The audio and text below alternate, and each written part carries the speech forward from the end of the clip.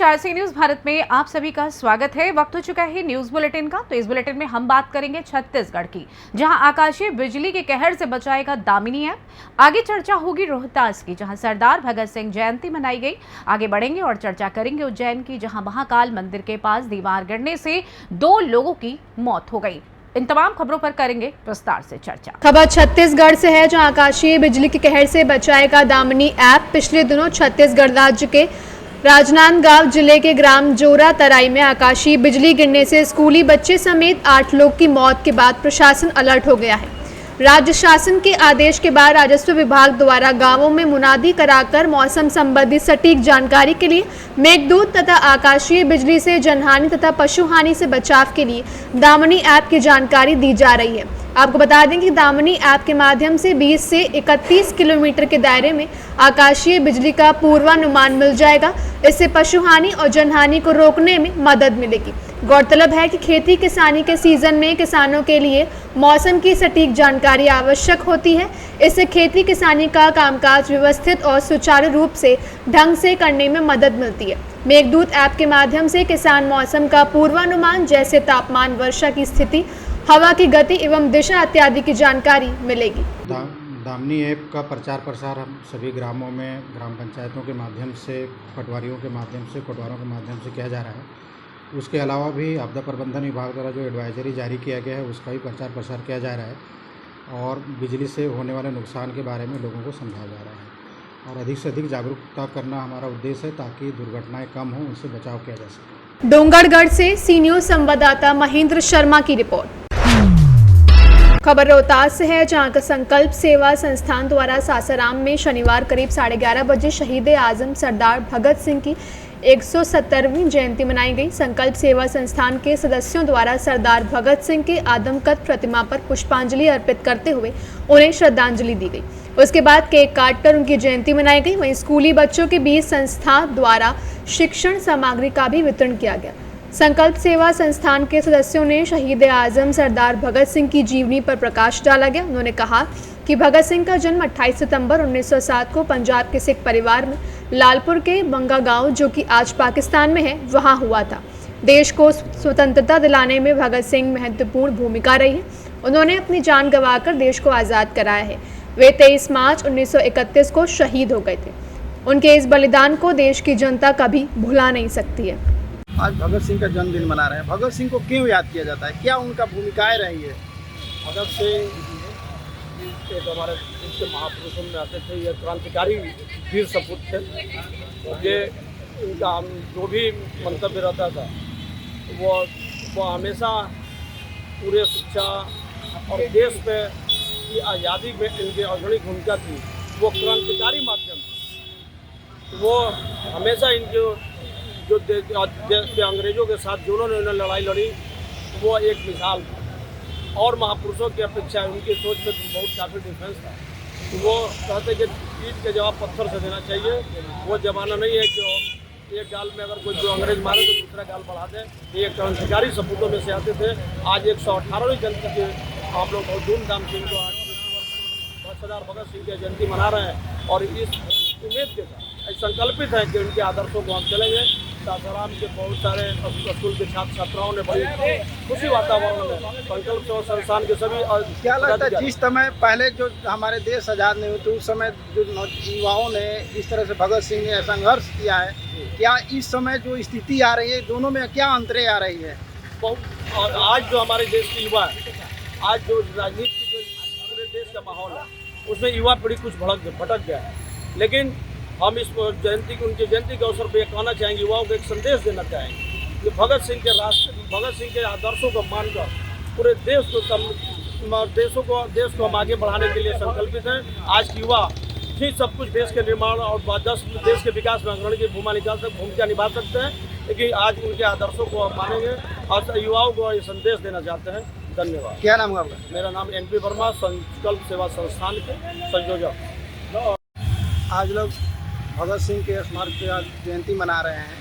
क्या इनकी देश में भूमिकाएं रही हैं? आज किस तरह से लोग युवाएं आगे बढ़ रहे हैं या नहीं बढ़ रहे हैं, उसकी क्या कहेंगे आप?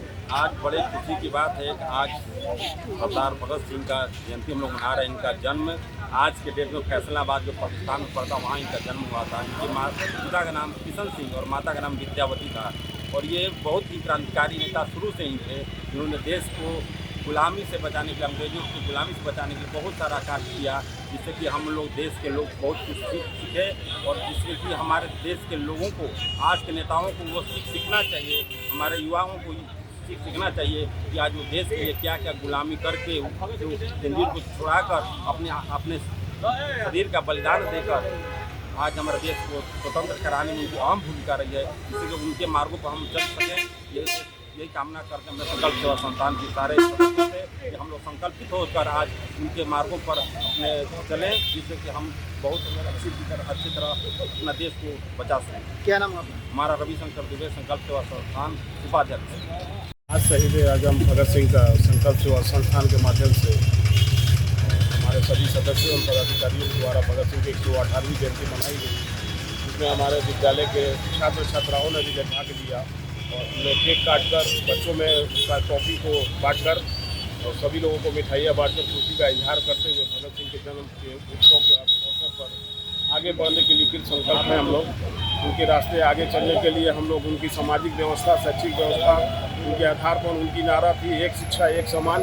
हम लोग भी यही चाहते हैं कि भगत सिंह के रास्ते पे सभी लोगों को शिक्षा एक बराबर दिया जाए, सभी रास्ते पर, तभी हम लोग सभी के रास्ते आगे बढ़ेंगे, उनके आदर्शों पे चलेंगे हम लोग।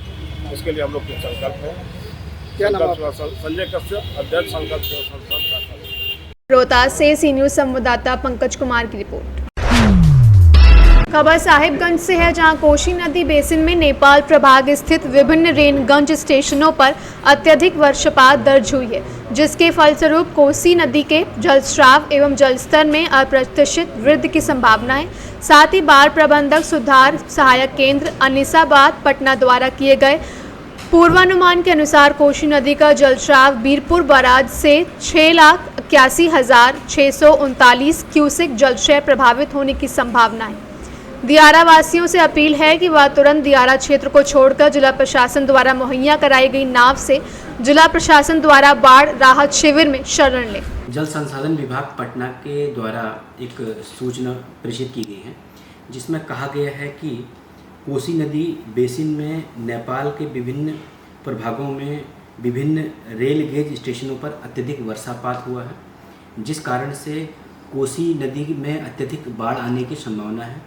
इसके अतिरिक्त जो कोसी नदी का जलस्राव वीरपुर बैराज है, उससे लगभग 6,81,639 लाख क्यूबिक पानी छोड़ा जाएगा, जिससे फ्लैश फ्लड आने की संभावना है।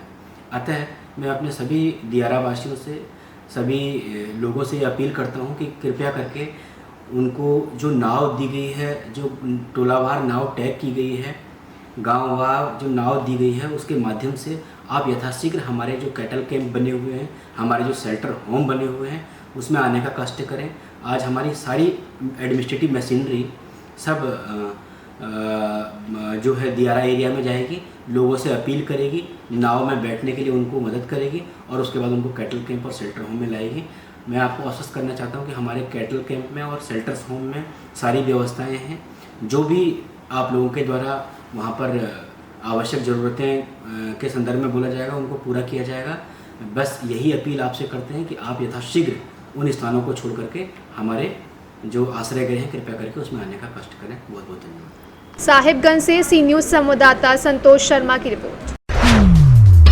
और उज्जैन से है, जहां विश्व प्रसिद्ध श्री महाकाल मंदिर के पास तेज बारिश के दौरान प्राचीन दत्त मंदिर के सामने की महाराज वाणा स्कूल से लगी दीवार शाम तेज बारिश में ढह गई। हादसे में कंठीमाला बेचने वाले लोग दब गए। प्रशासन व स्थानीय लोगों ने तेजी से राहत कार्य किया, जिसके चलते दबे लोगों को मलबे से निकालकर अस्पताल पहुंचाया गया। हादसे में 2 लोगों की मृत्यु होने की सूचना है। एक महिला और 3 साल की मासूम को इंदौर रेफर किया गया। रात में जिस समय यह हादसा हुआ, उस समय भी तेज बारिश हो रही थी।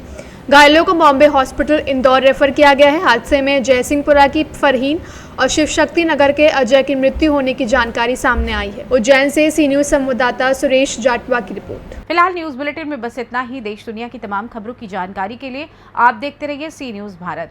हर खबर आपके साथ, आपके हाथ।